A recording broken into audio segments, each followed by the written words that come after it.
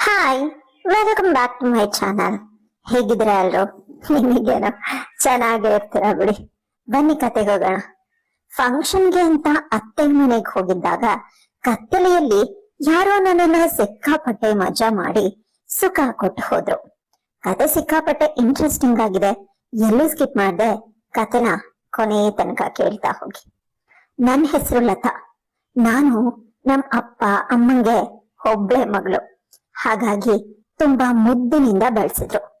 ನಮ್ಮ ಅಪ್ಪ ಅಮ್ಮಂಗೆ ಒಬ್ಳು ತಂಗಿ ನನ್ ಪಕ್ಕದ ಊರಲ್ಲೇ ಇದ್ಲು. ನನ್ ಅತ್ತೆಗೆ ಇಬ್ರು ಮಕ್ಕಳು, ಒಂದ್ ಹೆಣ್ಣು ಒಂದ್ ಗಂಡು. ಮಗಳಿಗೆ ಮದುವೆ ಮಾಡಿ ಗಂಡನ ಮನೆಗ್ ಕಳ್ಸಿದ್ಲು. ಮಗನಿಗೆ ಆಗಿನ್ನೂ 19 ವರ್ಷ ವಯಸ್ಸು. ನನ್ಗಿಂತ 4 ವರ್ಷ ದೊಡ್ಡವನು ಇರ್ಬೇಕು ಅಷ್ಟೆ. ನಂಗೀಗ 16 ವರ್ಷ. ನನ್ನ ಅತ್ತೆಗೆ ನಾನು ಅಂದ್ರೆ ತುಂಬಾ ಇಷ್ಟ. ರಾಜ ಅಂತ ಬಂದ್ರೆ ಸಾಕು. ನನ್ನ ಅತ್ತೆ ಮನೆಗೆ ಓಡ್ಕೊಂಡು ಹೋಗ್ತಿದ್ದೆ. ನನ್ನ ಅತ್ತೆ ಮಗನ ಹೆಸರು ರಘು. ರಘು ಮತ್ತೆ ನಾನು ತುಂಬಾ ಒಳ್ಳೆ ಸ್ನೇಹಿತರು. ರಜೆಯಲ್ಲಿ ಅತ್ತೆ ಮನೆಗೆ ಹೋದಾಗ ರಘು ಮತ್ತೆ ನಾನು ಯಾವಾಗ್ಲೂ ಆಟ ಆಡ್ತಾ ಜೊತೆನಲ್ಲಿನೇ ಇರ್ತಿದ್ವಿ. ಹೊಲಕ್ ಹೋಗೋದು, ಜೊತೆನಲ್ಲಿನೇ ಕುಂಟೆ ಬಿಲ್ಲೆ ಆಡೋದು, ಟಿವಿ ನೋಡೋದು, ಕಿತ್ತಾಡೋದು, ಹೀಗೆ ತುಂಬಾನೇ ಚೆನ್ನಾಗಿದೆ. 14ನೇ ವಯಸ್ಸಿಗೆ ನಾನು ದೊಡ್ಡವಳಾದೆ. ಅದಾದ್ಮೇಲೆ ಅಮ್ಮ ಅವ್ರ ಮನೆಗ್ ಕಳಿಸೋದನ್ನೇ ಕಡಿಮೆ ಮಾಡ್ಬಿಟ್ರು. ಯಾವಾಗ್ಲೂ ರಘುವಿಂದ ದೂರ ಇರು, ಅವನ್ ಜೊತೆ ಹೀಗೆ ಚಲ್ಚಲಾಗ ಆಡ್ಬೇಡ, ನೀನೀಗ ದೊಡ್ಡವಳಾಗ್ಬಿಟ್ಟಿದ್ಯಾ ಅಂತ ಬೈದಾನೆ ಇರ್ತಿದ್ಲು. ನನಗಂತೂ ಕಿರಿಕಿರಿ. ಅತ್ತೆ ಮನೆಗ್ ಹೋಗೋದಕ್ಕೆ ಬಿಡೋದೇ ಇಲ್ವಲ್ಲ ಅಂತ ಕೋಪ ಬರ್ತಿತ್ತು. ಹೀಗೆ ಒಂದಿನ ಅತ್ತೆ ಮಗಳಿಗೆ ಮಗು ಆಗಿ ಮಗುವಿನ ನಾಮಕರಣ ಇಟ್ಕೊಂಡಿದ್ರು. ಹಾಗಾಗಿ ನಾನು ಅಪ್ಪ ಅಮ್ಮ ಎಲ್ಲಾರು ಅತ್ತೆ ಮನೆಗ್ ಹೋಗಿದ್ವಿ. ಆಗ ರಘುವನ್ನ ನೋಡಿ ಶಾಕ್ ಆದೆ. 19ರ ಹರೆಯದ ಯುವಕ, ನೋಡೋದಕ್ಕೆ ತುಂಬಾನೇ ಸುಂದರವಾಗಿದ್ದ. ಅವನ್ 2 ವರ್ಷದಿಂದ ಅವನನ್ನ ನೋಡೇ ಇರ್ಲಿಲ್ಲ. ಆದ್ರಿಂದ ಈಗ ನೋಡಿ ಅಯ್ಯೋ ಎಷ್ಟು ಸುಂದರವಾಗಿದ್ದಾನೆ ಅಂತ ಅನ್ಕೊಂಡೆ. ಅವನ್ ಕೂಡ ನನ್ನನ್ನೇ ನೋಡ್ತಿದ್ದ. ಫಂಕ್ಷನ್ಗೆ ಸೀರೆ ಉಟ್ಟು ಮನೆ ತುಂಬಾ ಓಡಾಡ್ತಾ ಇದ್ರೆ ಅವನ್ ಕಣ್ಣು ನನ್ ಮೇಲೆನೆ ಇರ್ತಿತ್ತು. ನಾನು ಕೂಡ ಅವಾಗವಾಗ ಕದ್ದು ನೋಡ್ತಾ ನಾಚ್ಕೊಂಡು ಓಡಾಡ್ತಿದ್ದೆ. ಅಮ್ಮಂಗೂ ಬಿಡುವಿಲ್ಲದ ಕೆಲ್ಸ. ಹಾಗಾಗಿ ಅವಳು ನನ್ ಕಡೆ ಗಮನ ಕೊಡ್ತಿರ್ಲಿಲ್ಲ. ಇದಂತೂ ನಂಗೆ ತುಂಬಾ ಸಂತೋಷದ ವಿಷಯ. ಇಲ್ಲ ಅಂದ್ರೆ ಯಾವಾಗ್ಲೂ ಬೈತಾ ನನ್ನನ್ನ ಅಲ್ಲಿ ಹೋಗ್ಬೇಡ, ಇಲ್ಲಿ ಹೋಗ್ಬೇಡ, ಅವ್ರನ್ನ ಮಾತಾಡ್ಸ್ಬೇಡ ಅಂತ ಹಿಂಸೆ ಕೊಡ್ತಿದ್ಲು ಅಂತ ಅನ್ಕೊಂಡೆ. ಫಂಕ್ಷನ್ ಎಲ್ಲ ಮುಗಿಸಿ ಎಲ್ರು ಊಟ ಮಾಡಿ ಮುಗಿಸೋ ಅಷ್ಟ್ರಲ್ಲಿ ಮಧ್ಯರಾತ್ರಿ ಆಗೋಗ್ಬಿಟ್ಟಿತ್ತು. ಹಾಗಾಗಿ ನೆಂಟ್ರಿಂದ ಮನೆ ತುಂಬ ಹೋಗ್ಬಿಟ್ಟಿತ್ತು.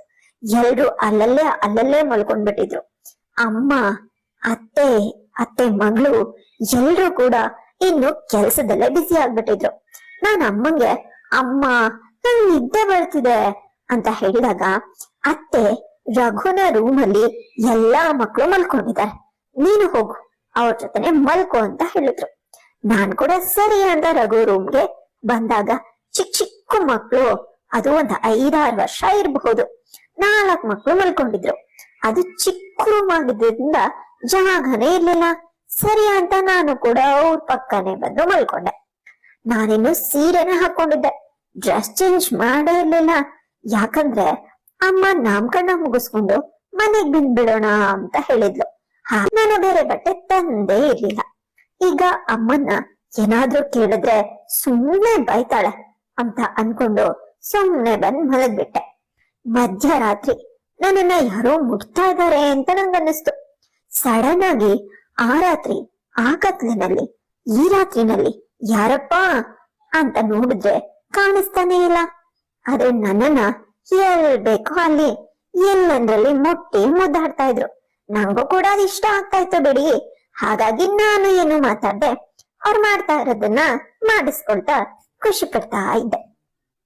ಸ್ವಲ್ಪ ಸಮಯದ ನಂತರ ಎಲ್ಲಾನು ಮುಗಿಸಿ ಕೊನೆಯ ಹಂತದಲ್ಲಿ ನಂಗೆ ಸಿಕ್ಕಾಪಟ್ಟೆ ನೋವಾಗೋದಕ್ ಶುರುವಾಯ್ತು.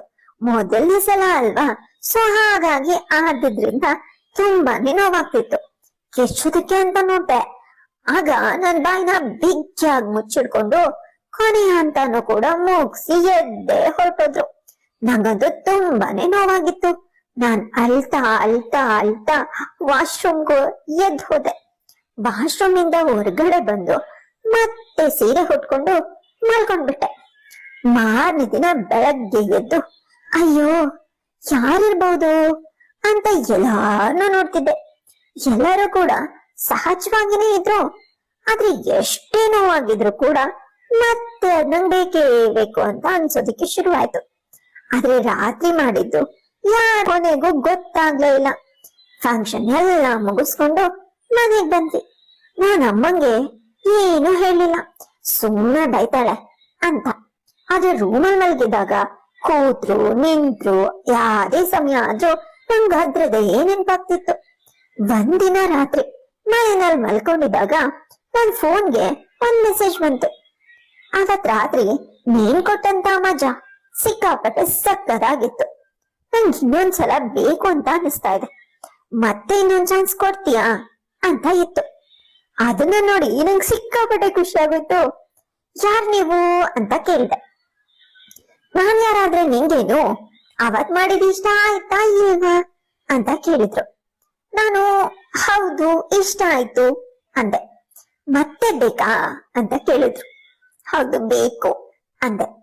ಸರಿ ಆಯ್ತು, ನಾಳೆ ನೀನು ಕಾಲೇಜ್ಗೆ ರಜಾ ಹಾಕು, ಬಸ್ ಸ್ಟಾಪ್ ಅಲ್ಲಿ ಕಾಯ್ತಾ ಇರು, ನಾನ್ ಬಂದು ಕರ್ಕೊಂಡು ಹೋಗ್ತೀನಿ ಅಂತ ಹೇಳಿದ್ರು. ನಂಗಂತೂ ಅವತ್ ರಾತ್ರಿ ನಿದ್ದೆನೆ ಬರ್ಲಿಲ್ಲ. ಯಾರಿರ್ಬಹುದು ಅಂತ ಒಂದ್ ಕಡೆ ಚಿಂತೆ ಆದ್ರೆ ಮತ್ತೆ ಆ ಸುಖ ಸಿಗುತ್ತ ಅಂತ ಇನ್ನೊಂದ್ ಕಡೆ ಖುಷಿ. ಬೆಳಗ್ಗೆ ಎದ್ದು ಸುಂದರವಾಗಿ ರೆಡಿಯಾಗಿ ಅಮ್ಮಂಗೆ ಕಾಲೇಜ್ಗೆ ಹೋಗ್ತಾ ಇದ್ದೀನಿ ಅಂತ ಸೀದಾ ಬಸ್ ಸ್ಟಾಪ್ ಹತ್ರ ಬಂದು ನಿಂತ್ಕೊಂಡೆ. ಅರ್ಧ ಗಂಟೆ ಆದ್ರೂ ಯಾರ್ ಸುಳಿಗೂ ಇಲ್ಲ. ನಿಮಿಷಕ್ಕೊಮ್ಮೆ ಫೋನ್ ನೋಡ್ತಾ ನಿಂತಿದ್ದೆ. ಅರ್ಧ ಗಂಟೆ ಆದ ನಂತರ ನನ್ ಫೋನ್ಗೆ ಒಂದ್ ಮೆಸೇಜ್ ಬಂತು. ತುಂಬಾ ಸುಂದರವಾಗಿ ಕಾಣಿಸ್ತಾ ಇದ್ಯಾ ಅಂತ. ಯಾರ್ ನೀವು ಅಂತಂದೆ. ಮುಂದೆ ಬನ್ನಿ ಅಂತ ಕೇಳಿದೆ. ನಾನು ಇನ್ ಮುಂದೆ ಬಂದಾಗ ನನ್ ಮೇಲೆ ನೀನು ಬೈಬಹುದು, ನನ್ ಮೇಲೆ ಕೋಪನೂ ಮಾಡ್ಕೋಬಹುದು, ಹಾಗಾಗಿ ಬೇಡ ಬಿಡು, ಇನ್ ಕಾಲೇಜ್ಗೆ ಹೋಗು ಅಂತ ಮತ್ತೆ ಮೆಸೇಜ್ ಬಂತು. ಇಲ್ಲ ಇಲ್ಲ ಇಲ್ಲ ಇಲ್ಲ, ನನ್ ಮೇಲೆ ಕೋಪ ಏನು ಬರಲ್ಲ, ಬೈಯೋದೇ ಇಲ್ಲ, ದಯವಿಟ್ಟು ನನ್ ಮುಂದೆ ಬಾ, ನಂಗ್ ಮತ್ತೆ ಮತ್ತೆ ಮಜಾ ಬೇಕೇ ಬೇಕು ಅಂತ ಅನಿಸ್ತಾ ಇದೆ, ನೀವು ಬನ್ನಿ ಪ್ಲೀಸ್ ಅಂತ ಕೇಳ್ಕೊಂಡೆ. ಅದು ಸಡನ್ ಆಗಿ ನನ್ ಮುಂದೆ ಒಂದ್ ಬೈಕ್ ಬಂದ್ ನಿಂತ್ಕೊಬಿಡ್ತು. ಅವ್ರನ್ನ ಅಲ್ಲಿ ನೋಡಿ ನಿಜಕ್ಕೂ ಶಾಕ್ ಆಗಿ ನಿಂತ್ಕೊಂಡ್ಬಿಟ್ಟೆ. ಒಂದ್ ಹೆಜ್ಜೆ ಹಿಂದೆ ಸರ್ದೆ. ಯಾಕಂದ್ರೆ ನಾನ್ ಮುಂದೆ ನಿಂತಿದ್ದು ನನ್ನ ಅತ್ತೆ ಮಗ ರಘು. ನಾನು ಅವನನ್ನೇ ನೋಡ್ತಾ ನಿಂತಿದ್ದೆ. ಒಂದ್ ಕ್ಷಣ ಅವನೇ ಇರ್ಬಹುದಾ ಅನ್ಕೊಂಡೆ, ಆದ್ರೆ ಕೇಳಲಿಲ್ಲ. ಅಕಸ್ಮಾತ್ ಇವನಲ್ದೆ ಹೋದ್ರೆ, ಸುಮ್ಮನೆ ಈ ಕಡೆ ಬಂದು ನನ್ನ ನೋಡಿ ಗಾಡಿ ನಿಲ್ಸಿದಿದ್ರೆ ಅಂತ ಅನ್ಕೊಂಡು, ಏನ್ ರಘು ಈ ಕಡೆ ಬಂದ್ಬಿಟ್ಟಿದ್ಯಾ ಅಂತ ಕೇಳ್ದೆ. ಅದಕ್ಕ ಅವ್ನ್ ನಗ್ತಾ, ನೀನೆ ತಾನೇ ಬರೋಕ್ ಹೇಳಿದ್ದು ಅಂದ.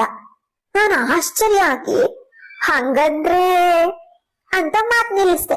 ಅದಕ್ಕೆ ಅವನು, ಹೌದು ನಾನೇ, ಅವತ್ ರಾತ್ರಿ ಏನೇನಾಗೋಯ್ತು ಅದಕ್ಕೆ ನಾನೇ ಕಾರಣ, ಈಗ ನಿಂಗಿಷ್ಟ ಇದ್ರೆ ಬಂದು ನನ್ ಬೈಕತ್ತು ಅಂತಂದ.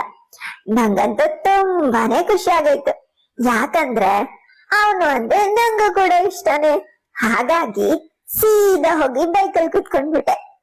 ಅವ್ನ್ ಯಾವ್ದೋ ಒಂದ್ ರೂಮ್ ಹತ್ರ ಕರ್ಕೊಂಡ್ ಹೋಗಿ ಬೀಗ ತೆಗ್ದು ಒಳಗಡೆ ಕರ್ಕೊಂಡ್ ಹೋದ. ನಾನಿದ್ ಯಾರ್ ರೂಮು ಅಂತ ಕೇಳಿದೆ. ಸ್ನೇಹಿತಂದು ಅಂತ ಹೇಳಿ ಬಾಗ್ಲಾಕಿ ಬಂದು ಮತ್ತೆ ಅವತ್ ರಾತ್ರಿ ಕೊಟ್ಟು ಸುಖನ ಇನ್ನು ಜಾಸ್ತಿ ಮಜಾ ಕೊಟ್ಟು ಸಾಕಷ್ಟು ಮಾತಾಡ್ಕೊಂಡು ಎದ್ದು ಮನೆಗ್ ಬಂದ್ವಿ. ಇದಾದ್ಮೇಲೆ ನಾವಿಬ್ರು ಸಾಕಷ್ಟು ಬಾರಿ ಒಟ್ಟಿಗೆ ಸೇರಿ ಮಜಾ ಮಾಡಿದೀವಿ. ನನ್ ಮದ್ವೆ ಬೇರೆ ಹುಡುಗನ್ ಜೊತೆ ಆಯ್ತು.